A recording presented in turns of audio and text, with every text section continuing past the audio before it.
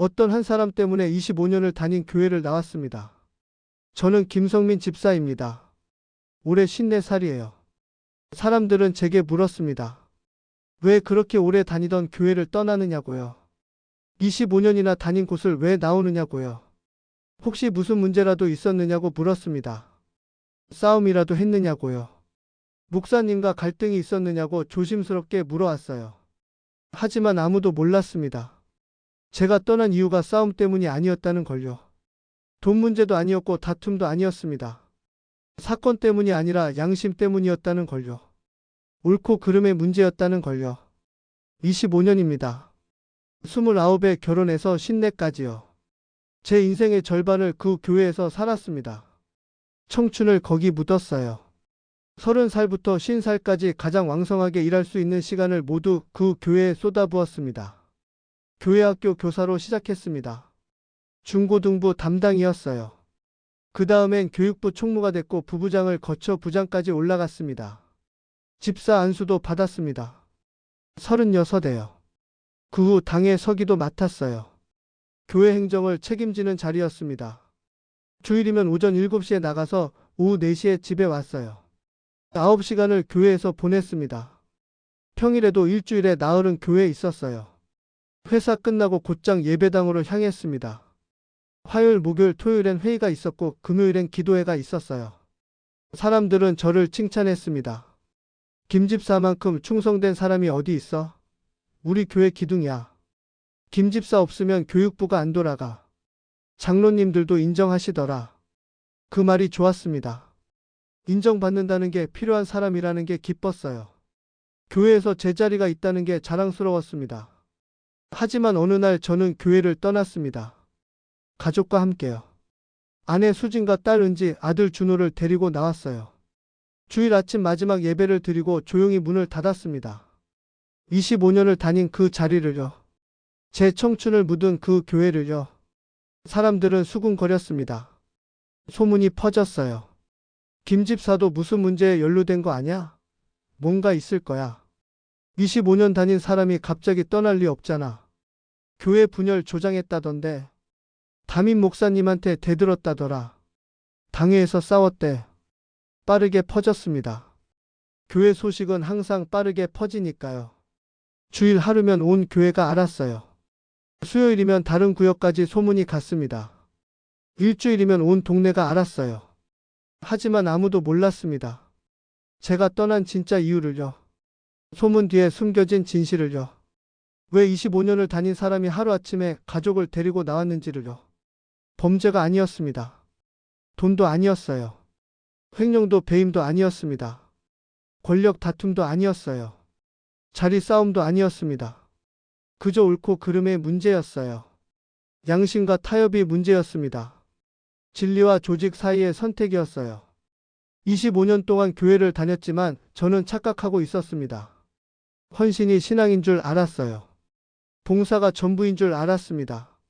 섬김이 곧 믿음인 줄 알았어요. 직분이 높으면 하나님과 가까운 줄 알았습니다.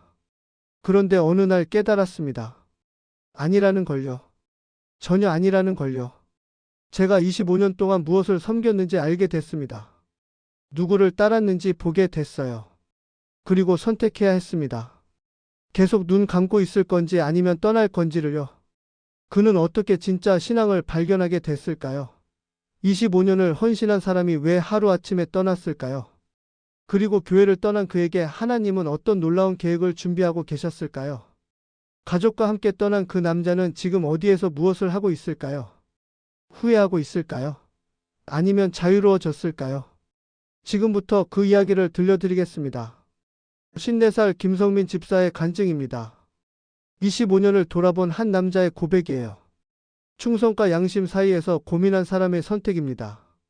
이야기 시작 전에 교회의 진실된 모습을 고민하시는 분들이 계시다면 구독과 좋아요를 눌러주세요.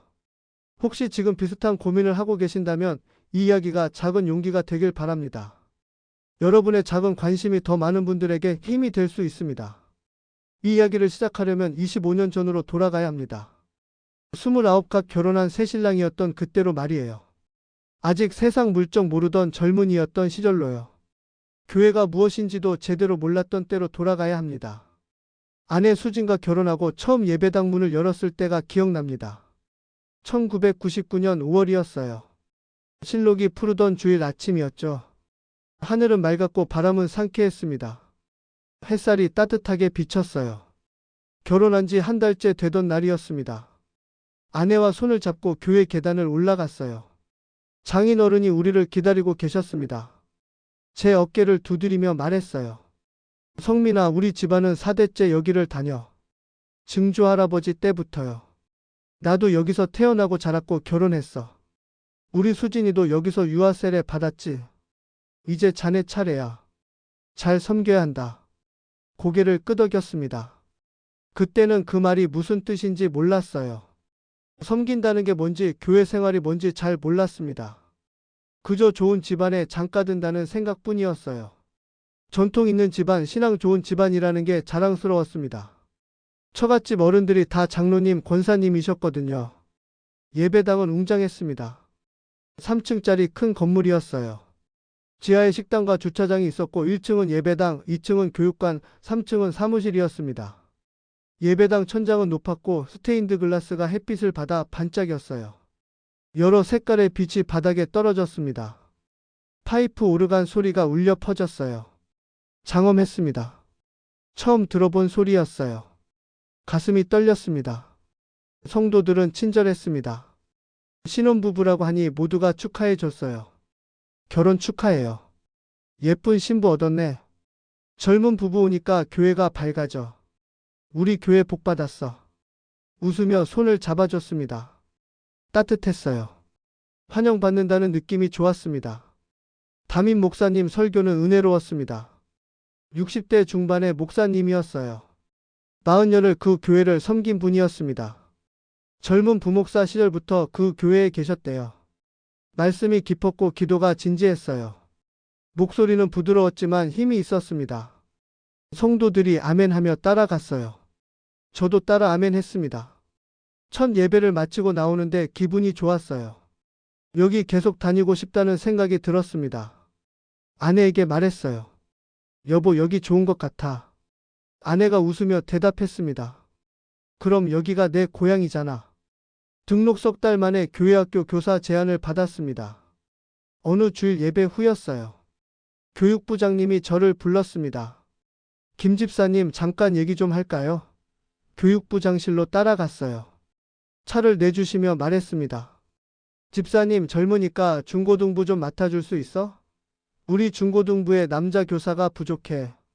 아이들이 오빠 같은 교사 필요해. 29이면 아이들이랑 나이 차이도 많이 안 나잖아. 잘 통할 것 같은데. 교사요? 네. 해보실래요? 한 번도 해본 적 없는데요. 괜찮아요. 처음엔 다 그래요. 교재도 있고 제가 도와드릴게요. 잠시 생각했습니다. 할 수 있을까? 자신은 없었어요. 하지만 필요하다는데 거절할 수 없었습니다. 기뻤어요. 필요한 사람이 된다는 게 좋았습니다. 교회에서 제 자리가 생긴다는 게 신났어요. 알겠습니다. 기꺼이 하겠습니다. 좋아요. 다음 주부터 나오세요. 토요일 7시에 교사회의 있어요. 그렇게 제 봉사가 시작됐습니다. 25년 여정의 첫걸음이었어요. 첫째 딸 은지를 낳았습니다. 결혼 2년 차였어요. 믿음의 둘째 아들 준호가 태어났습니다. 아이들 낳고 키우면서도 주일학교는 한 번도 빠지지 않았습니다. 주일 오전 8시면 아내와 함께 예배당으로 향했어요. 아이들을 유아부에 맡기고 저는 중고등부로 갔습니다. 아내는 유아부 보조교사를 했어요. 교사 회의하고 예배 준비하고 아이들 상담했습니다. 점심은 교회 식당에서 먹었고 오후엔 교사 모임이 있었어요. 한 주를 돌아보고 다음 주를 준비했습니다. 집에 돌아오면 4시가 넘었어요. 매주 그랬습니다. 김 집사님 정말 열심히시네요.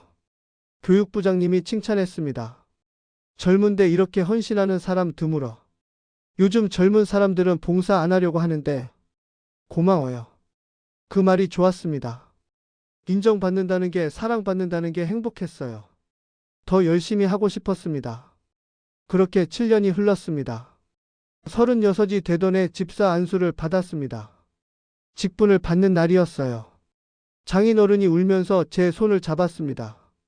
우리 사이가 이제 진짜 일꾼이 됐구나. 하나님이 기뻐하실 거야. 잘했어, 성민아. 그날 밤 축하 식사 자리에서 장모님도 우셨습니다. 온 가족이 기뻐했어요. 저도 기뻤습니다. 아내가 집에 돌아와 말했습니다. 여보, 이제 좀 쉬어도 되는 거 아니야? 7년이나 했잖아. 아이들도 다 컸는데. 은지가 초등학교 4학년, 준호가 2학년이었어요. 이제 좀 가족 시간 가졌으면 좋겠어. 하지만 저는 고개를 저었습니다. 아니야. 이제 시작이지. 집사잖아. 직분 받았는데 더 열심히 해야지. 오히려 더 많이 섬겨야 해. 아내가 한숨을 쉬었어요. 알았어. 당신 하고 싶은 대로 해. 돌이켜보면 그때부터였던 것 같습니다. 봉사가 의무가 되고 섬김이 짐이 되기 시작한 게요. 하지만 그땐 몰랐습니다. 아니, 알고 싶지 않았을지도 모르죠. 행복하다고 믿고 싶었으니까요. 하나님을 잘 섬기고 있다고 생각하고 싶었으니까요. 집사가 되고 나서 교육부 총무를 맡았습니다. 1년 후였어요. 행정 업무를 돕는 일이었습니다. 교사 명단 정리하고 출석부 관리하고 예산 집행했어요. 교재 주문하고 행사 준비하고 회의록 작성했습니다. 부장님을 보좌하는 자리였어요. 그 다음 해엔 부부장이 됐습니다. 38이었어요. 부장님 다음 서열이었습니다. 부장님 없으면 제가 회의를 주관했어요. 교사들 관리하고 커리큘럼 점검하고 문제 발생하면 해결했습니다. 3년 후엔 교육부장까지 올라갔습니다. 40살이 되던 해였어요. 주일학교 전체를 책임지는 자리였습니다. 교사 30명, 학생 150명을 관리했어요. 유아부부터 고등부까지 모두요. 큰 책임이었습니다. 매주 토요일이면 다음 주 커리큘럼을 준비했습니다. 저녁 7시에 교사 회의가 있었어요. 회사 끝나고 집에 들러 저녁 먹고 예배당으로 향했습니다. 샤워할 시간도 없었어요. 회의는 9시까지 이어졌습니다.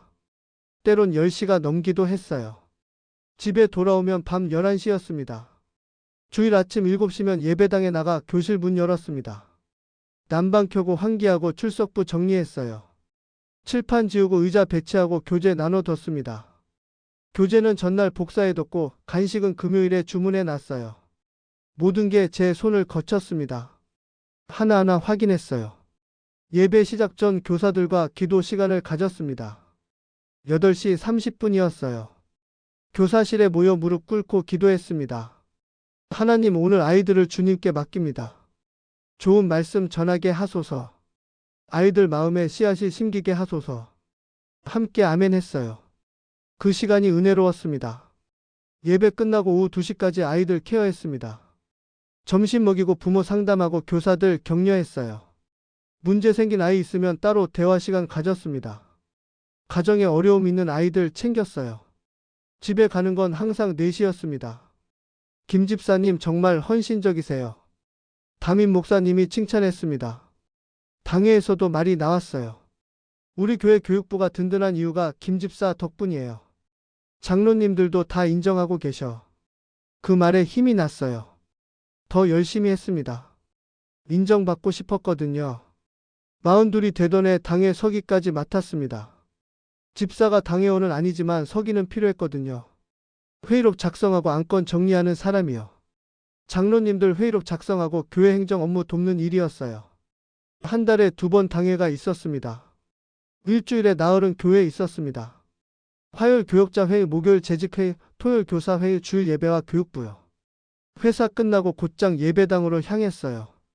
집에 들를 시간도 없었습니다. 저녁은 교회 식당에서 먹었어요. 1,000원이면 먹을 수 있었습니다.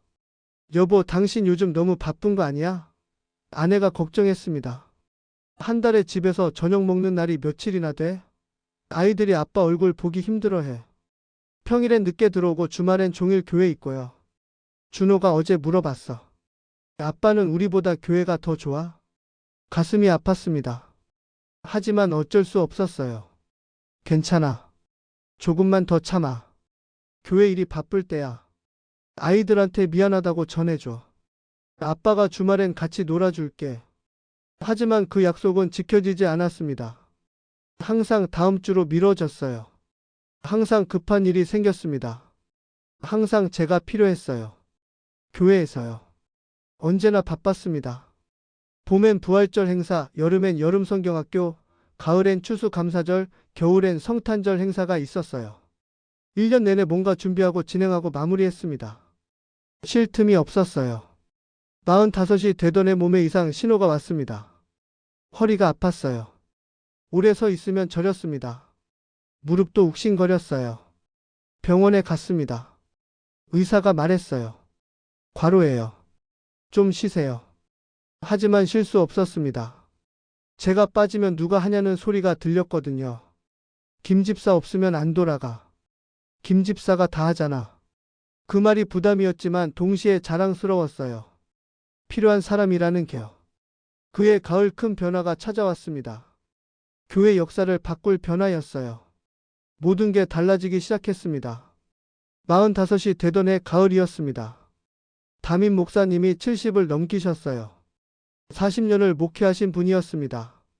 20대 후반에 부목사로 오셔서 70까지 그 교회만 섬기신 거예요. 평생을 한 교회에 헌신하신 분이었습니다. 건강이 안 좋아지셨어요. 예배 중 호흡이 가빠지는 게 보였습니다.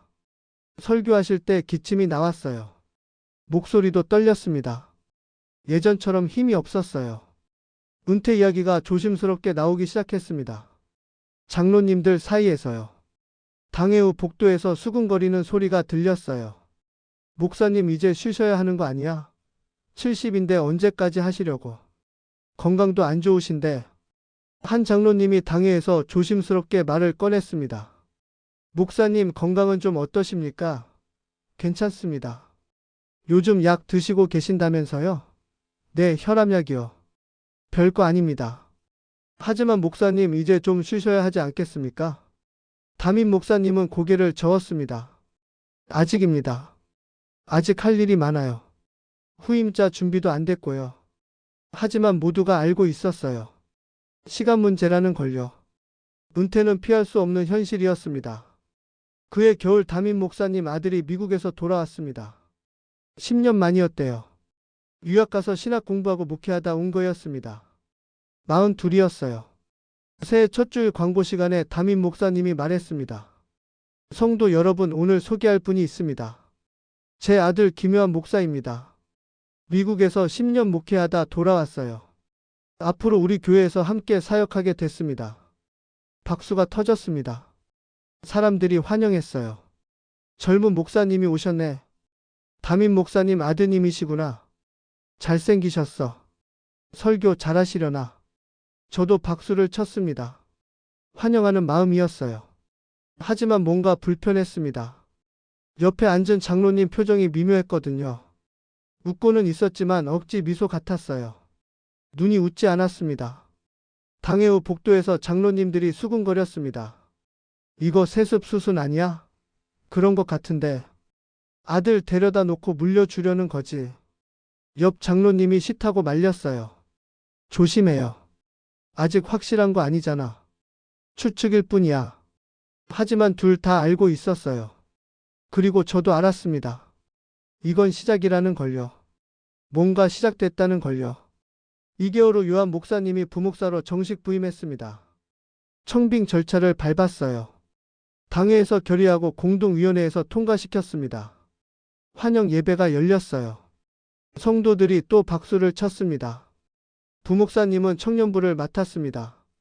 젊으니까 청년들과 잘 통할 거라고 했어요. 실제로 활발하고 능력 있어 보였습니다. 설교도 잘했고 카리스마도 있었어요. 영어도 유창했습니다.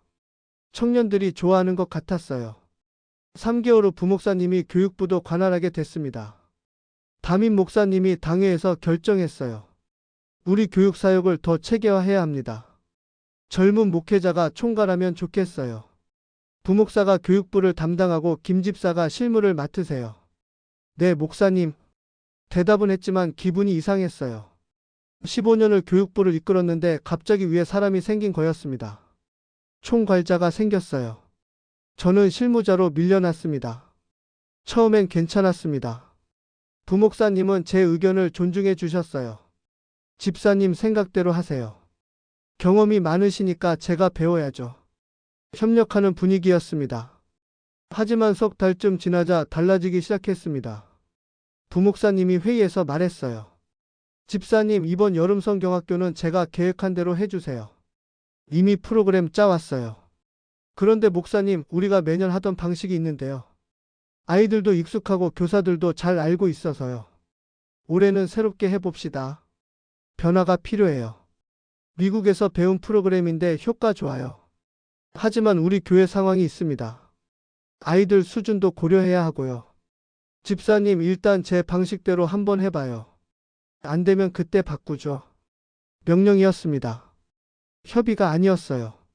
부탁도 아니었습니다. 지시였어요. 다음 교사 회의에서 제가 부목사님 계획을 설명했습니다. 교사들이 당황했어요. 집사님, 이거 우리가 할 수 있을까요? 너무 복잡한데. 미국 프로그램이라 우리 실정이랑 안 맞는 것 같아요. 저도 그렇게 생각했습니다. 하지만 부목사님 결정이니 따라야죠. 우리가 한번 해봅시다. 교사들이 불만스러운 표정이었지만 따랐어요. 여름성 경학교는 혼란스러웠습니다. 아이들이 프로그램을 이해 못했어요. 교사들도 진행이 어려웠습니다. 준비 기간도 짧았어요. 결과는 좋지 않았습니다. 평가 회의에서 교사들이 말했습니다. 내년엔 예전 방식으로 하면 안 될까요? 아이들도 그게 더 좋아하는 것 같은데. 부목사님이 고개를 저었어요. 아니에요. 우리가 익숙하지 않아서 그런 거예요. 내년엔 더 잘할 수 있어요. 교사들이 저를 쳐다봤습니다. 집사님 생각은 어떠세요? 말하고 싶었어요. 예전 방식이 나았다고요. 하지만 입이 떨어지지 않았습니다. 부목사님 앞에서요. 네, 목사님 말씀이 맞습니다. 우리가 더 노력하면 되겠죠. 교사들 표정이 굳었습니다. 실망한 얼굴이었어요. 그날 이후 뭔가 달라졌습니다. 교사들이 저를 예전처럼 따르지 않았어요. 회의 때 의견을 물어도 대답이 시큰둥했습니다. 신뢰가 깨진 것 같았어요. 1년이 지났습니다. 부목사님의 영향력은 점점 커졌어요. 청년부뿐 아니라 교육부, 그 다음엔 전도부까지 맡았습니다. 교회 핵심 부서를 다 관할하게 됐어요. 그리고 그해 가을 결정적인 순간이 왔습니다. 47이 되던 해 가을이었습니다. 당회에서 담임 목사님이 공식적으로 말을 꺼냈어요. 장로님들, 제가 이제 은퇴를 준비해야 할 것 같습니다. 회의실이 조용해졌습니다. 예상했던 말이었지만 막상 들으니 무거웠어요. 40년을 목회하신 분이 떠나신다는 게 실감났습니다. 목사님, 언제쯤 생각하고 계십니까? 한 장로님이 물었습니다. 내년 봄을 생각하고 있습니다. 6개월 후요. 그때까지 후임자 문제를 잘 결정해 주십시오. 후임자. 그 단어가 공기를 무겁게 만들었어요. 모두가 알고 있었습니다. 누구를 말하는지요. 하지만 아무도 말하지 않았어요. 목사님, 후임자 청빙은 공개적으로 진행하는 게 맞지 않겠습니까? 한 장로님이 조심스럽게 말했습니다. 여러 후보를 놓고 기도하며 결정해야죠. 그게 원칙입니다. 맞습니다. 다른 장로님들도 고개를 끄덕였어요. 교단 헌법에도 그렇게 나와 있고요. 투명하게 진행해야 합니다. 담임 목사님이 잠시 침묵하다 말했습니다. 장로님들, 제 의견을 말씀드려도 되겠습니까? 물론입니다, 목사님. 저는 우리 교회를 40년 섬겼습니다. 이 교회를 누구보다 사랑합니다. 그래서 후임자도 이 교회를 정말 사랑하는 사람이었으면 합니다. 목사님 뜻은 이해하지만 그래도 절차를 밟아야죠. 제 아들을 생각해 주십시오. 회의실이 얼어붙었습니다. 결국 나왔구나. 저는 회의록을 적으며 손이 떨렸어요. 목사님, 그건 한 장로님이 말을 시작했습니다. 세습은 교단 헌법에도 어긋납니다. 논란이 될 수 있어요. 세습이 아닙니다. 청빙입니다. 담임 목사님 목소리가 단호했어요. 제 아들이 가장 적합한 후보라는 겁니다. 이 교회에서 태어나고 자랐습니다. 이 교회를 누구보다 잘 알아요. 그리고 미국에서 10년 목회 경험도 있습니다. 신학도 탄탄하고요. 하지만 목사님, 외부 목회자도 알아봐야 하지 않겠습니까? 비교해보고 결정하는 게, 또 다른 장로님이 말했습니다. 담임 목사님이 손을 들어 말을 막았습니다. 장로님들 다음 당회까지 기도하며 생각해 주십시오. 제 마지막 부탁입니다. 40년을 섬긴 사람의 마지막 소원이에요. 마지막 부탁. 그 말이 무거웠습니다. 거절하기 어려운 말이었어요. 회의가 끝났습니다. 복도로 나오는데 장로님들이 수군거렸어요. 이거 큰일 났어. 마지막 부탁이라는데 어떻게 거절할 수 있어? 40년 섬긴 분인데. 하지만 이건 잘못된 거잖아. 세습이야, 세습. 그래도 담임 목사님 체면이 있는데. 저는 회의록을 들고 서 있었습니다. 적어야 할지 말아야 할지 몰랐어요. 후임 담임 목사건, 현 담임 목사 아들 부목사 청빙 제안 이렇게 써야 하나? 손이 떨렸습니다. 적으면서도 불편했어요. 이건 아닌데. 이건 잘못된 거야. 집에 돌아와 아내에게 말했습니다. 여보, 교회에 큰일이 생길 것 같아. 무슨 일인데? 세습이야. 담임 목사님이 아들한테 물려주려고 해. 어머, 정말? 당회에서 공식적으로 제안했어. 아내가 걱정스러운 표정을 지었어요. 그럼 어떡해? 당신 생각은 어때? 잘못됐어. 이건 분명히 잘못된 거야. 그럼 말해야지.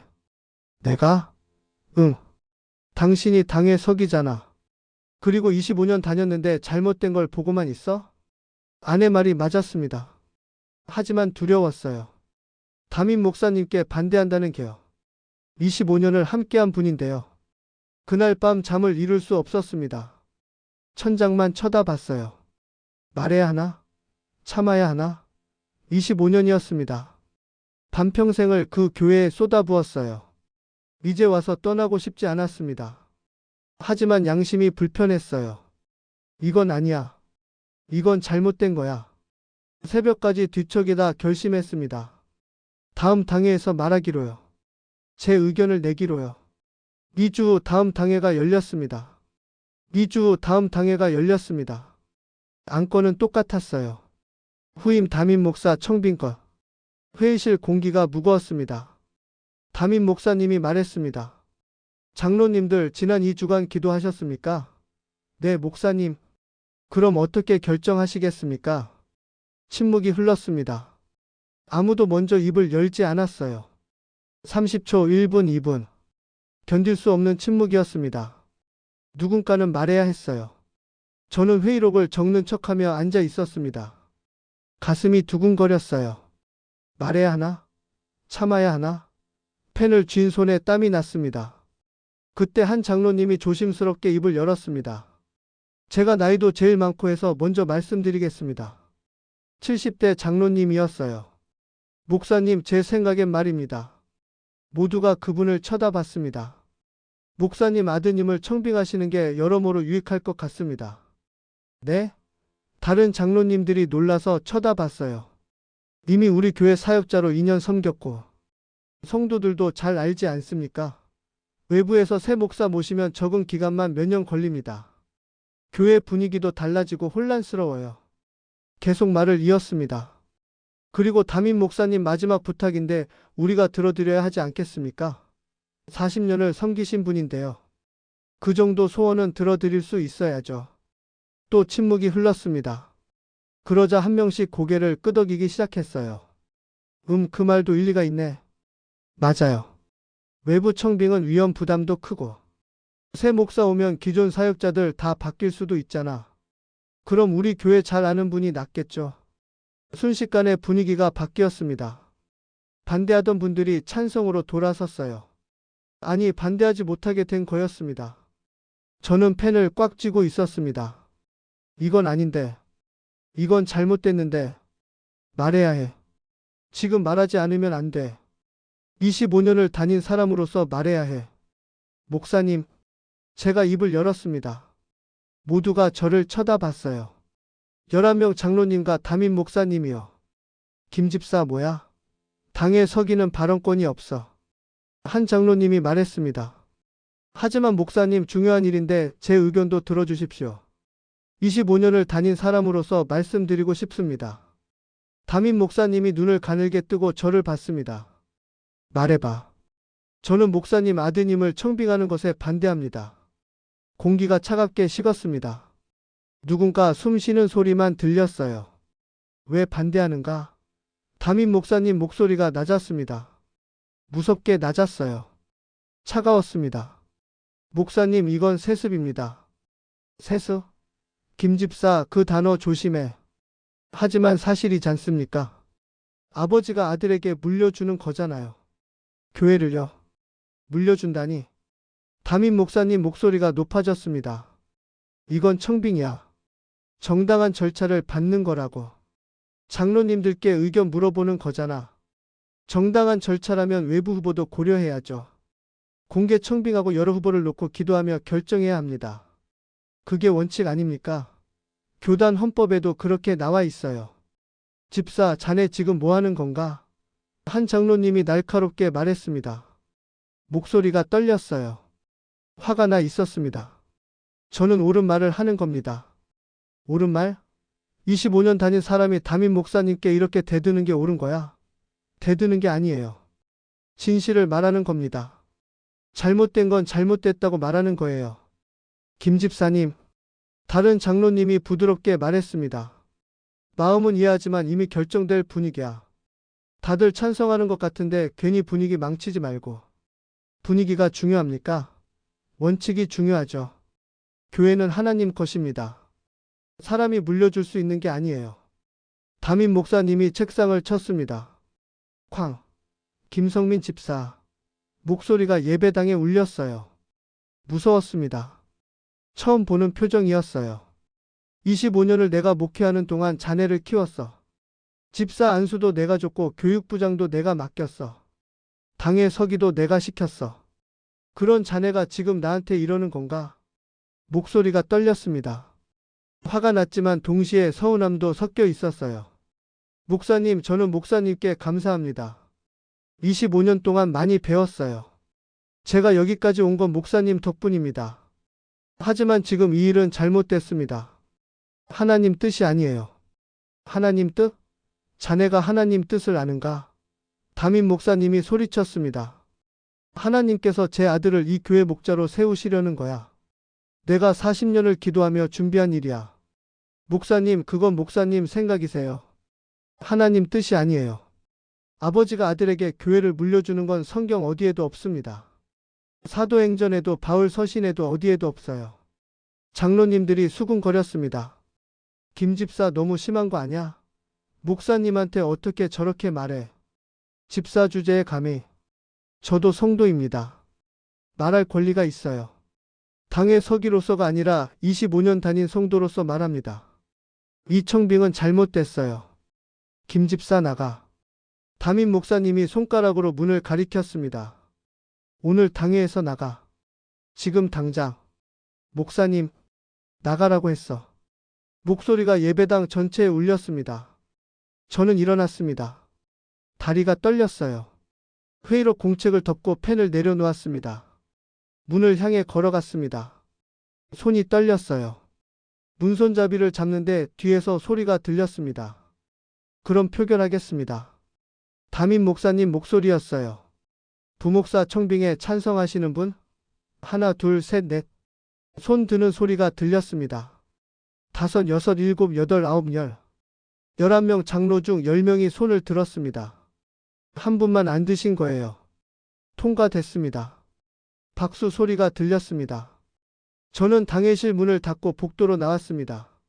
무릎에 힘이 풀렸어요. 벽에 기대 섰습니다. 온몸이 떨렸습니다. 지금 내가 뭘 한 거지? 25년을 다닌 교회에서 쫓겨난 거야. 그날 밤 집에 돌아왔습니다. 시계를 보니 밤 11시였어요. 평소보다 늦었습니다. 당회가 길어진 거였죠. 아내가 놀라서 나왔습니다. 여보, 무슨 일 있어? 얼굴이 창백해. 당신 어디 아파? 당회에서 반대했어. 세습에. 정말? 그래서? 쫓겨났어. 쫓겨났다는 말이 나오니 눈물이 났습니다. 25년이었어요. 반평생이었습니다. 아내가 제 손을 잡았습니다. 잘했어. 당신 옳은 일 한 거야. 하지만 여보, 이제 어떡하지? 25년을 다닌 교회인데. 괜찮아. 우리 함께 이겨내자. 당신 혼자 아니야. 그날 밤 잠을 이룰 수 없었습니다. 천장만 쳐다봤어요. 내일 교회 가면 어떻게 되는 거지? 사람들이 뭐라고 할까? 다음 주 주일 예배에 갔습니다. 평소처럼요. 마치 아무 일도 없었던 것처럼 갔습니다. 하지만 분위기가 달랐어요. 사람들이 저를 피했습니다. 인사에도 대답을 안 하는 분들이 있었어요. 고개를 돌리는 분들도 있었습니다. 눈을 마주치지 않으려 하는 분들도 있었어요. 25년을 함께한 사람들이요. 교육부 교사실에 갔습니다. 25년 동안 제 자리였어요. 제 책상이 있고 제 이름표가 붙어 있는 곳이었습니다. 집사님, 부장님이 조심스럽게 다가왔습니다. 오늘부터 교육부장 회의에 안 나오셔도 됩니다. 위에서 그렇게 결정했어요. 네? 갑자기요? 왜요? 제가 뭘 잘못했나요? 잘 모르겠어요. 저도 그냥 전달받은 거예요. 집사님은 이제 교육부 업무에서 손 떼시래요. 교사도 그만두시고요. 25년을 했는데요. 죄송해요, 집사님. 저도 어쩔 수 없어요. 부장님이 고개를 숙였습니다. 미안해요. 정말 미안해요. 예배가 시작됐습니다. 찬양을 불렀지만 목소리가 나오지 않았어요. 입만 번긋거렸습니다. 설교도 귀에 들어오지 않았습니다. 예배가 끝나고 부목사님이 광고했습니다. 김성민 집사님이 개인 사정으로 교육부 장직과 당의 서기직을 사임하셨습니다. 25년간 수고해 주신 것 감사드립니다. 박수가 나왔습니다. 하지만 성의 없는 박수였어요. 의례적인 박수였습니다. 몇몇 분들은 박수도 안 쳤어요. 저는 앉아서 그 박수를 들었습니다. 25년이 이렇게 끝나는구나. 옆에서 아내가 제 손을 꽉 잡았어요. 딸 은지도 제 팔을 잡았습니다. 한 달이 지났습니다. 교회에서 제 자리가 사라졌어요. 교육부 교사도 그만두라는 연락이 왔습니다. 집사님, 새신 교사 충원됐어요. 이제 안 나오셔도 돼요. 감사했습니다. 구역 모임에도 안 불렀습니다. 집사님 바쁘실 것 같아서요. 다음에 또 연락드릴게요. 명목이었어요. 실제론 배제하는 거였습니다. 안 부르겠다는 거였어요. 2달째 되던 어느 주일 담임 목사님이 설교 중에 말했습니다. 성도 여러분, 교회를 분열시키는 자들을 조심하십시오. 겉으로는 의롭게 보여도 속으로는 교만이 가득합니다. 자기 뜻대로 안 되면 반대하고 비판합니다. 이런 자들을 경계하십시오. 저를 보는 것 같았습니다. 아니, 분명히 저를 말하는 거였어요. 예배 후 한 권사님이 다가왔습니다. 집사님, 들었어요. 교회 분열시키려 했다면서요? 저는 그런 적 없어요. 하지만 소문이 그래요. 당회에서 세습 반대하면서 장로님들이랑 싸웠다던데. 목사님 무시했대요. 아니에요. 저는 그냥 제 의견을 말한 거예요. 하지만 사람들은 그렇게 안 보나 봐요. 조심하세요, 집사님. 소문이 퍼졌습니다. 빠르게요. 김 집사가 교회 분열 조장했대. 담임 목사님께 대들었대. 교만해서 자기 뜻대로 안 되니까 반대한 거래. 야심이 있었대. 자기가 장로 되고 싶었던 거 아니냐는 소문도 있었어요. 확인되지 않은 이야기들이 사실처럼 퍼져나갔습니다. 아무도 제게 직접 물어보지 않았어요. 그냥 소문만 믿었습니다. 석 달째 저는 교회에서 유령이 됐습니다. 아무도 말을 걸지 않았어요. 식사 초대도 없었고 모임 연락도 없었습니다. 25년 함께한 사람들이 저를 모르는 사람처럼 대했어요. 투명인간이 된 기분이었습니다.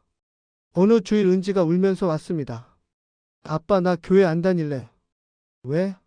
친구들이 그러는데 우리 아빠가 나쁜 사람이래. 교회 망치려 했대. 목사님한테 대들었대. 누가 그래? 다들 그래요. 고등부 선생님도 그렇게 말했어요. 아빠가 교만해서 문제 일으켰대요. 나 창피해서 못 다니겠어. 가슴이 무너졌습니다. 제 딸까지. 아빠의 선택이 아이들에게까지 영향을 미쳤어요. 준호도 비슷했습니다. 중등부 친구들이 이상하게 대한대요. 같이 놀지도 않고 피한대요. 아빠 때문이래요. 그날 저녁 가족 회의를 했습니다. 아내와 은지, 준호가 둘러앉았어요. 거실 탁자에 앉아 서로 얼굴을 마주 봤습니다. 여보, 우리 이 교회 그만 다니자. 아내가 먼저 말했습니다. 25년 다닌 곳인데 25년이 무슨 소용이야. 아이들까지 고통받는데 이러다 아이들 신앙까지 잃을 것 같아. 아빠, 저는 괜찮아요. 준호가 말했습니다. 아빠가 옳은 일 한 거 알아요. 하지만 고등부 친구들도 저한테 이상하게 대해요. 같이 농구하자고 해도 안 한대요. 은지도 고개를 끄덕였습니다. 저도 힘들어요. 친구들이 다 피해요. 이제 교회 가기 싫어요. 우리 함께 결정하자. 제가 말했습니다. 떠날까? 아니면 끝까지 있을까? 은지가 먼저 말했어요. 떠나요. 여기 있으면 아빠만 힘들어요. 우리도 힘들고요. 더 이상 못 다니겠어요. 준호도 고개를 끄덕였습니다. 저도 찬성이에요. 새로운 교회 찾아요. 아내가 제 손을 잡았습니다. 여보, 우리 떠나자. 하나님은 어디에나 계셔. 교회 건물이 중요한 게 아니잖아. 그날 밤 결정했습니다. 25년 다닌 교회를 떠나기로요. 제 청춘을 묻은 그곳을 떠나기로요. 다음 주 주일 마지막으로 예배를 드렸습니다. 가족 넷이 함께 뒷자리에 앉았어요. 평소 앉던 자리가 아니었습니다. 제일 뒤 구석 자리였어요. 찬송을 부르는데 눈물이 났습니다. 25년입니다. 29부터 54까지요. 제 청춘을 묻은 곳이에요. 제 인생의 절반을 쏟아부은 곳이었습니다. 예배당을 둘러봤습니다. 저 강단에서 집사 안수를 받았어요. 저 교육관에서 아이들을 가르쳤습니다. 저 식당에서 수없이 밥을 먹었어요. 저 복도에서 장로님들과 이야기했습니다. 모든 공간이 기억으로 가득했어요. 설교 시간 담임 목사님이 말했습니다. 하나님의 일에는 순종이 필요합니다. 불평하는 자가 아니라 순종하는 자를 하나님은 쓰십니다. 교만한 자는 물리치시고 겸손한 자에게 은혜를 주십니다. 또 저를 향한 말 같았어요. 순종하지 않은 사람, 교만한 사람이라고 말하는 것 같았습니다. 예배가 끝났습니다. 사람들이 하나씩 나갔어요. 우리 가족도 일어났습니다. 천천히 일어나 현관을 향해 걸어갔습니다. 복도를 걸으며 마지막으로 둘러봤습니다. 사진들이 벽에 걸려 있었어요. 교회 역사 사진들이었습니다. 그중 하나에 제가 있었어요. 10년 전 여름 성경학교 사진이었습니다. 아이들과 함께 웃고 있는 제 모습이 보였어요. 젊었습니다. 행복해 보였어요. 현관을 나서는데 부목사님이 서 있었습니다. 성도들과 악수하며 인사하고 있었어요. 우리 차례가 왔습니다. 집사님, 네, 떠나시는 거죠? 목소리가 차가웠습니다. 네, 잘 생각하셨어요. 어차피 여기 계셔도 자리 없으니까 새로 시작하시는 게 나을 거예요. 미소를 지었지만 눈은 웃지 않았습니다. 저는 대답하지 않았어요. 가족들 손을 잡고 계단을 내려갔습니다. 주차장에 차를 세우고 돌아봤습니다. 25년 다닌 교회였어요. 3층짜리 큰 건물이었습니다. 예배당 첨탑이 보였어요. 십자가가 햇빛에 반짝였습니다. 하지만 더 이상 우리 교회가 아니었어요. 여보, 괜찮아? 아내가 물었습니다. 괜찮아. 우리 잘한 거야. 아빠 후회 안 해요? 은지가 물었습니다. 후회 안 해. 양심을 지킨 거니까. 옳은 일을 한 거니까. 차를 출발했습니다. 백미러로 교회가 점점 작아졌어요. 작아지다가 모퉁이를 돌자 사라졌습니다. 완전히요. 그날부터 우리 가족은 교회 없이 지냈습니다. 주일 아침 집에서 예배를 드렸어요. 거실에 모여 찬송 부르고 성경 읽고 기도했습니다. 화려하지 않았지만 평온했어요. 의무가 아니라 자원하는 마음이었습니다. 한 달이 지났습니다. 교회 소식이 들려왔어요. 이웃집 권사님이 말해줬습니다. 담임 목사님이 은퇴하고 아들이 담임 목사로 취임했다고요. 예상대로였어요. 반대하는 성도들은 다 떠났답니다. 교인이 3분의 1 정도 줄었대요. 100명 넘게 나갔다고 했습니다. 저만 반대한 게 아니었어요. 많은 분들이 불편해하고 있었던 거였습니다. 2달째 어느 주일 아침이었습니다. 집에서 예배를 드리고 산책을 나갔어요. 혼자 걷고 싶었습니다. 생각을 정리하고 싶었어요. 동네를 걷다 보니 낯선 골목이 나왔습니다. 가본 적 없는 곳이었어요. 평소엔 안 가던 길이었습니다. 좁은 골목이었어요. 걷다 보니 작은 건물이 하나 보였습니다. 2층짜리 낡은 건물이었어요. 간판이 소박했습니다. 은혜교회. 페인트가 벗겨져 있었어요. 개척교회인 것 같았습니다. 발걸음이 멈췄습니다. 왜인지 모르게 그 앞에서 서고 싶었어요. 마음이 끌렸습니다. 문이 조금 열려 있었습니다. 안을 살짝 들여다봤어요. 작은 예배당이었습니다. 의자가 30개 정도 있었어요. 25년 다닌 교회 예배당의 10분의 1도 안 되는 크기였습니다. 하지만 깨끗했습니다. 정성이 느껴졌어요. 누군가 열심히 닦은 흔적이 보였습니다. 창문도 반짝였고 바닥도 깨끗했어요. 찾으시는 거 있으세요? 뒤에서 목소리가 들렸습니다. 돌아보니 목사님으로 보이는 분이었어요. 50대 후반쯤 되어 보였습니다. 청바지에 티셔츠 차림이었어요. 아니에요. 그냥 지나가다가. 예배 시간은 오전 10시 30분이에요. 부담 없이 오세요. 따뜻한 미소였습니다. 강요하는 느낌이 전혀 없었어요. 네, 감사합니다. 발걸음을 돌렸습니다. 집으로 걸어가는데 자꾸 뒤돌아봤어요. 그 작은 교회가 마음에 걸렸습니다. 왜일까요? 집에 도착해서 아내에게 말했습니다. 여보, 오늘 산책하다가 작은 교회를 봤어. 교회? 응. 아주 작은 데인데 뭔가 달라 보였어. 어떻게 달라? 설명하기 어려운데 편해 보였어. 부담스럽지 않고 자연스러운 느낌? 가보고 싶어? 모르겠어. 그냥 마음이 편해지더라고. 그럼 다음 주에 가봐. 우리 가족이 함께. 그래도 될까? 왜 안 돼? 교회 떠났다고 신앙 버린 거 아니잖아. 예수님은 어디에나 계시잖아. 남편의 말이 맞았습니다. 교회를 떠났지만 예수님을 떠난 건 아니었어요. 건물을 떠났지만 신앙을 버린 게 아니었습니다. 그날 밤 오랜만에 편히 잤습니다. 작은 희망이 생긴 것 같았어요. 25년이 끝났지만 무언가 새로운 게 시작될 것 같았습니다. 일요일 아침 알람 소리에 눈을 떴습니다. 8시 30분이었어요. 평소보다 늦었지만 오늘은 괜찮았습니다. 새벽 기도도 없고 준비할 봉사도 없었으니까요. 서두를 필요가 없었어요. 남편이 일어나 물었습니다. 당신 정말 가볼 거야? 그 작은 교회. 응. 가보려고. 혼자 갈래? 아니면 같이 갈까? 남편이 배려였습니다. 하지만 이건 가족이 함께해야 할 것 같았어요. 같이 가자. 우리 넷이. 좋아. 아이들을 깨웠습니다. 은지야, 준호야, 일어나. 교회 가자. 새 교회. 아이들이 눈을 비비며 일어났어요. 새 교회요? 응. 아빠가 찾은 곳이야. 작은 대래. 9시 50분 집을 나섰습니다. 작은 교회까지는 걸어서 15분 거리였어요.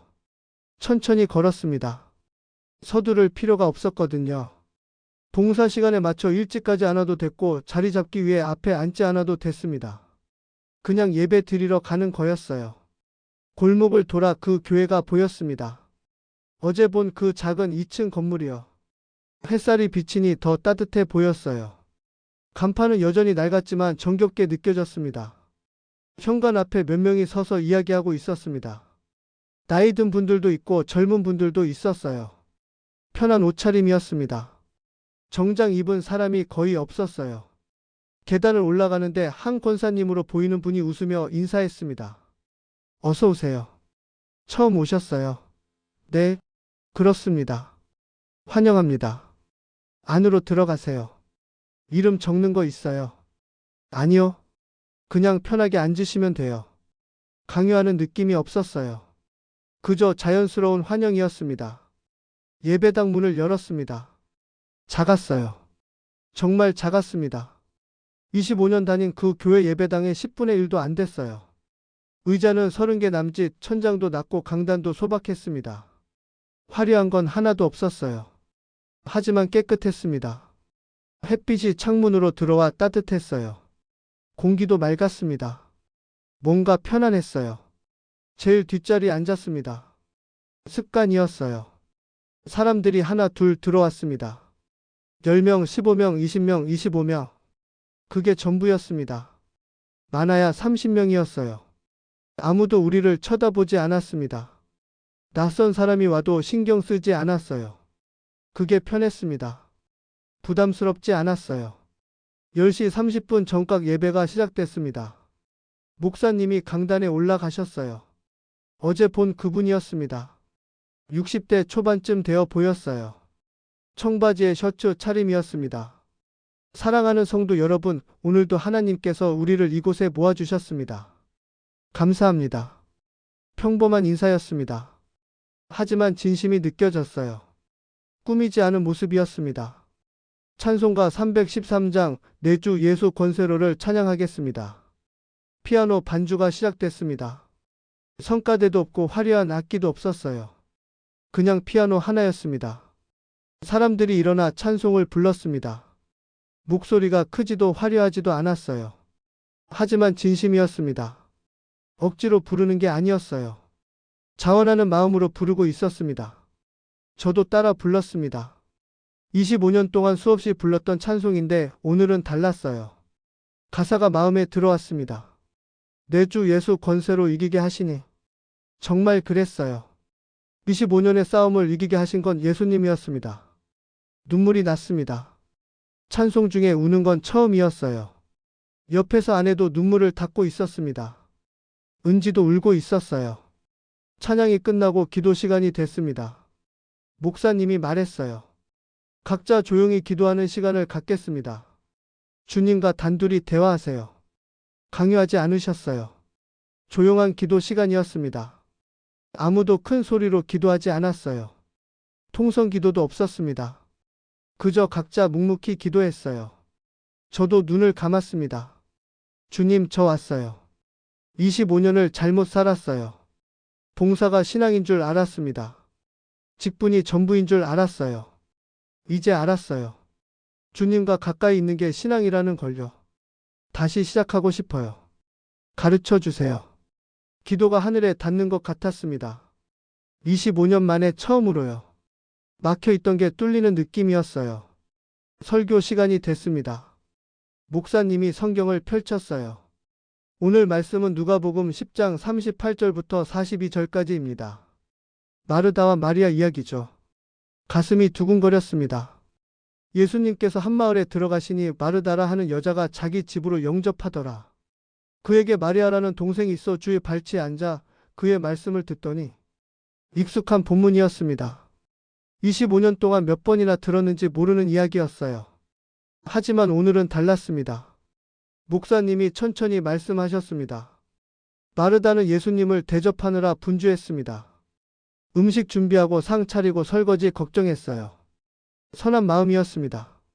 예수님을 잘 섬기고 싶었으니까요. 고개를 끄덕이는 사람들이 보였습니다. 저도 그랬어요. 저도 마르다였습니다. 반면 마리아는 아무것도 하지 않았습니다. 그저 예수님 발치에 앉아 말씀만 들었어요. 마르다가 화를 냈습니다.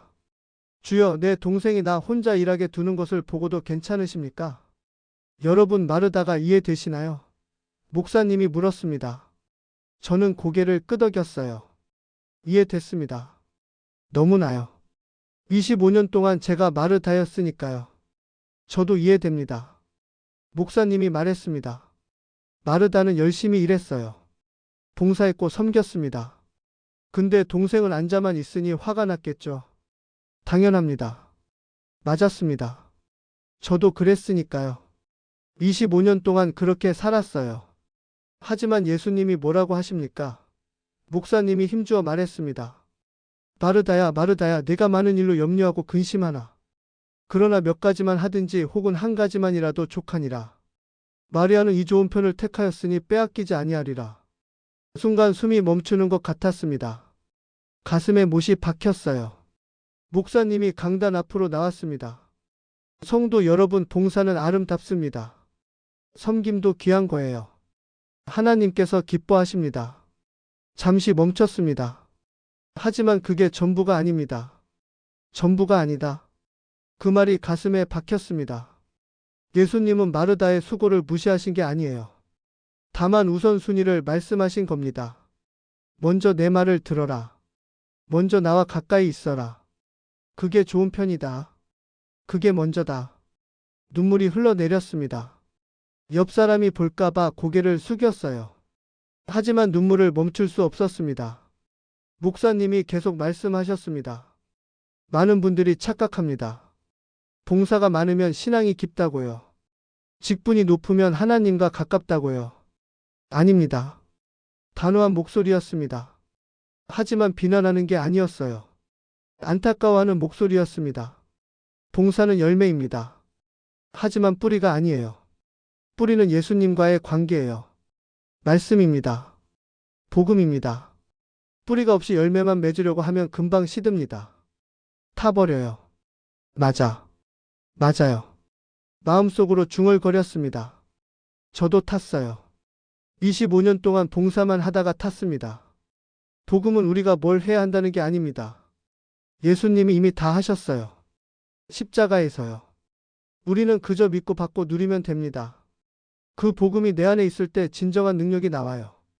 의무가 아닌 자원하는 마음으로 섬기게 됩니다. 그게 진정한 예배입니다. 예수님과 가까이 있는 것이요. 일하는 게 아니라 함께 있는 거예요. 설교가 끝났습니다. 하지만 저는 일어날 수가 없었어요. 자리에 앉아 울고 있었습니다. 25년입니다. 25년 동안 저는 마르다였어요. 부엌에서 일했고 봉사했고 섬겼습니다. 그게 신앙인 줄 알았어요. 하지만 예수님 발치엔 앉지 못했습니다. 말씀 들을 시간이 없었어요. 너무 바빴거든요. 일하느라요. 주님, 제가 잘못 살았어요. 마음속으로 고백했습니다. 예배가 끝났습니다. 사람들이 하나씩 나갔어요. 저는 자리에 앉아 있었습니다. 일어날 수가 없었어요. 아내도 옆에 앉아 울고 있었습니다. 은지와 준호도 눈물을 흘리고 있었어요. 목사님이 다가오셨습니다. 괜찮으세요? 목사님, 저는 말이 나오지 않았습니다. 한참을 그렇게 있다가 겨우 말했어요. 목사님, 저 25년을 교회 다녔어요. 네, 봉사도 많이 했고 집사도 됐어요. 교육부장도 했고 당에 서기도 했습니다. 목사님이 조용히 듣고 계셨습니다. 근데 오늘 말씀 듣고 알았어요. 제가 신앙이 없었다는 걸요. 그렇지 않아요. 목사님이 제 손을 잡아주셨습니다. 성도님은 신앙이 있으셨어요. 다만 지금 더 깊은 신앙을 발견하신 거예요. 저는 봉사가 신앙인 줄 알았어요. 교회 일이 신앙인 줄 알았습니다. 많은 분들이 그렇게 생각하세요. 하지만 신앙은 예수님과의 관계예요. 일하는 게 아니라 함께 있는 거예요. 25년을 잘못 산 거죠? 아니에요. 목사님이 단호하게 말했습니다. 25년이 낭비가 아니에요. 그 시간이 있었기에 오늘의 깨달음이 온 겁니다. 준비 기간이었어요. 목사님 말씀에 위로가 됐습니다. 성도님 이름이 어떻게 되세요? 김성민입니다. 집사라는 호칭을 빼고 말했어요. 처음이었습니다. 그냥 이름으로요. 반갑습니다. 성민 성도님. 다음 주에도 오시겠어요? 네, 오고 싶어요. 환영합니다. 봉사는 나중에 하세요. 지금은 말씀을 많이 들으세요. 예수님과 가까이 계세요. 네, 목사님. 교회는 일하는 곳이 아니에요. 쉬는 곳이죠. 예수님과 함께요. 그 말에 또 눈물이 났습니다. 예배당을 나왔습니다. 햇살이 눈부셨어요. 구름 한 점 없는 맑은 하늘이었습니다. 계단을 내려가는데 가슴이 가벼웠습니다. 25년 만에 처음으로요. 집으로 걸어가며 생각했습니다. 이게 교회구나. 건물 크기가 중요한 게 아니었어요. 사람 수도 프로그램도 봉사 기회도 아니었습니다. 복음이 있는 곳, 예수님이 계신 곳, 그게 교회였어요. 일하는 곳이 아니라 쉬는 곳, 섬기는 곳이 아니라 사랑받는 곳이요. 집에 도착했습니다. 남편이 물었어요. 어땠어? 여보, 나 교회 찾았어. 정말? 응. 진짜 교회. 남편이 웃었습니다. 좋아 보이네. 당신 표정이 달라졌어. 정말? 응. 25년 중에 오늘이 제일 밝아 보여. 오후에 혼자 방에 앉았습니다. 무릎을 꿇고 기도했어요. 주님 용서해 주세요. 25년 동안 주님을 섬긴 게 아니라 교회를 섬겼습니다. 봉사를 신앙으로 착각했고 직분을 관계로 착각했어요. 주님 발치에 앉지 못했습니다. 부엌에서만 일했어요. 말씀 들을 여유도 없이 사람 섬기느라 바빴습니다. 주님보다 사람 눈치를 봤어요. 하나님 뜻보다 교회 조직을 따랐습니다. 주님 용서해 주세요. 눈물이 쏟아졌습니다. 25년 동안 흘리지 못했던 눈물이요. 이제는 진짜 신앙을 살고 싶어요. 봉사보다 먼저 복음을 배우고 싶습니다. 섬김보다 먼저 주님과 가까워지고 싶어요. 일하기보다 함께 있고 싶습니다. 주님 다시 시작하게 해주세요. 기도를 마치고 일어났을 때 가슴이 뻥 뚫린 것 같았습니다. 25년의 짐이 내려갔어요. 봉사의 무게, 직분의 부담, 사람의 기대가 모두 내려갔습니다. 저녁을 먹으며 남편이 물었습니다. 당신 행복해 보여. 응, 행복해. 25년 만에 처음 보는 표정이야. 그래? 응. 교회 다닐 때보다 지금이 더 밝아. 평안해 보여. 맞는 말이었습니다. 교회를 떠나니 신앙이 보였어요. 건물을 떠나니 복음이 들렸습니다. 조직을 떠나니 예수님이 가까워졌어요. 그날 밤 성경을 펼쳤습니다. 오랜만이었어요. 25년 동안 성경을 읽긴 했지만 설교 준비하느라, 교재 만드느라, 행사 준비하느라 읽었습니다. 저를 위해 읽은 적이 별로 없었어요. 마태복음 11장 28절을 읽었습니다. 수고하고 무거운 짐 진 자들아 다 내게로 오라 내가 너희를 쉬게 하리라. 눈물이 났습니다. 25년 동안 수고했고 무거운 짐을 졌었어요. 이제 쉬라고 하시는 것 같았습니다. 다음 주 일요일 다시 그 작은 교회로 갔습니다. 이번엔 망설임이 없었어요. 자연스러웠습니다. 가족 넷이 함께 걸어갔어요. 예배당에 들어가 앉았습니다. 뒷자리가 아니라 중간쯤 자리였어요. 조금 용기가 생긴 거였습니다. 옆에 앉은 권사님이 웃으며 인사했습니다. 지난주에도 오셨죠? 네. 다시 와주셔서 반가워요. 이름이 어떻게 되세요? 김성민이에요. 저는 이순이에요. 반가워요. 성민 성도님. 성도님이라는 호칭이 좋았습니다. 집사도 권사도 아닌 그냥 성도예요. 직분 없이 부르는 게 편했습니다. 예배가 시작됐습니다. 찬양을 부르는데 눈물이 났어요. 이번엔 기쁨의 눈물이었습니다. 감사의 눈물이었어요. 설교 시간 목사님이 말씀하셨습니다. 진정한 예배는 화려한 곳에서 드리는 게 아닙니다. 예수님을 가까이 하는 마음으로 드리는 거예요. 장소가 중요한 게 아니라 마음이 중요합니다. 맞았습니다. 25년 동안 큰 예배당에서 예배 드렸지만 예수님은 멀었어요. 지금은 작은 예배당이지만 예수님이 가까웠습니다. 예배가 끝나고 나오는데 이 권사님이 물었어요. 성민 성도님 혹시 봉사하실래요? 순간 긴장했습니다. 또 시작인가 싶었어요. 그런데 목사님이 지나가다 웃으며 말했습니다. 순이 권사님 새로 오신 분한테 봉사 부탁하지 마세요. 먼저 말씀으로 든든해지셔야죠. 아 맞다. 미안해요 성민 성도님. 괜찮아요. 이 권사님이 웃으며 덧붙였어요. 우리 교회는 봉사 강요 안 해요. 하고 싶을 때 하면 돼요. 의무가 아니라 자원이에요. 감사합니다. 목사님이 제게 말했습니다. 성민 성도님 봉사는 나중에 하세요. 지금은 예수님과 가까이 계세요. 말씀 많이 들으세요. 쉬세요. 네 목사님. 교회는 일하는 곳이 아니에요. 쉬는 곳이죠. 예수님과 함께요. 그 말이 가슴에 와닿았습니다. 석 달이 지났습니다. 그 작은 교회를 다닌 지 석 달째였어요. 매주 일요일 오전 10시 30분 저는 그곳 예배당에 앉아 있었습니다. 변한 게 많았습니다. 새벽 기도는 안 나갔어요. 억지로 일어나지 않았습니다. 주중 저녁 집회도 없었고 구역 모임도 없었어요. 그냥 일요일 예배 그게 전부였습니다. 하지만 이상했습니다. 더 평안했어요. 더 예수님이 가까웠습니다. 25년 동안 일주일에 사흘씩 교회. 나갈 때보다 일주일에 한 번 나가는 지금이 더 신앙이 깊어진 것 같았어요. 반년이 지났습니다. 어느 일요일 예배 후 목사님이 저를 부르셨습니다. 성민 성도님 잠깐 얘기 좀 할까요? 네 목사님. 사무실로 갔습니다. 작은 방이었어요. 목사님이 차를 내주셨습니다. 성도님, 우리 교회 온 지 반년 됐죠? 네, 목사님. 어때요? 적응되셨어요? 네, 잘 다니고 있어요. 감사합니다. 다행이에요. 그런데 혹시 새신자반 인도해 주실 수 있을까 해서요. 새신자반이요? 네. 성도님이 신앙 여정이 깊으시잖아요. 25년 경험이 있으시고요. 그 경험이 새신자들에게 도움될 것 같아서요. 특히 잘못된 신앙생활을 경험하신 분이라 올바른 길을 알려주실 수 있을 것 같아요. 생각해 봤습니다. 예전 같으면 바로 수락했을 거예요. 봉사 기회니까요. 하지만 지금은 달랐습니다. 목사님, 제가 할 수 있을까요? 할 수 있어요. 부담 갖지 마세요. 힘들면 언제든 그만둬도 돼요. 의무가 아니에요. 한번 해볼게요. 감사합니다.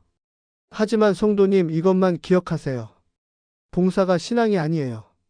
예수님과의 관계가 신앙이에요. 네, 목사님. 다음 주부터 새신자반을 인도하기 시작했습니다. 5명이 있었어요. 모두 다른 교회에서 상처받고 온 분들이었습니다. 저와 비슷했어요. 첫 시간 제 이야기를 했습니다. 저는 25년을 교회를 다녔습니다. 봉사도 많이 했고 집사도 됐어요. 교육부장 당에 서기까지 했습니다. 하지만 신앙은 없었습니다. 봉사가 신앙인 줄 알았거든요. 예수님 발치에 앉지 못했어요. 부엌에서만 일했습니다. 그러다 교회를 떠났어요. 양심 때문에요. 그리고 여기서 처음으로 복음을 들었습니다. 봉사가 아니라 예수님이 중요하다는 거요. 5분 모두 고개를 끄덕이며 들었어요. 공감하고 있었습니다. 한 분이 눈물을 흘렸어요. 여러분, 교회 봉사가 신앙의 전부가 아닙니다. 직분도 자리도 아니에요. 복음입니다. 예수님과의 거리입니다. 함께 있는 거예요. 1년이 지났습니다. 작은 교회를 다닌 지 1년째였어요. 많은 게 변했습니다. 더 이상 봉사로 지치지 않았어요. 직분에 목매지 않았습니다.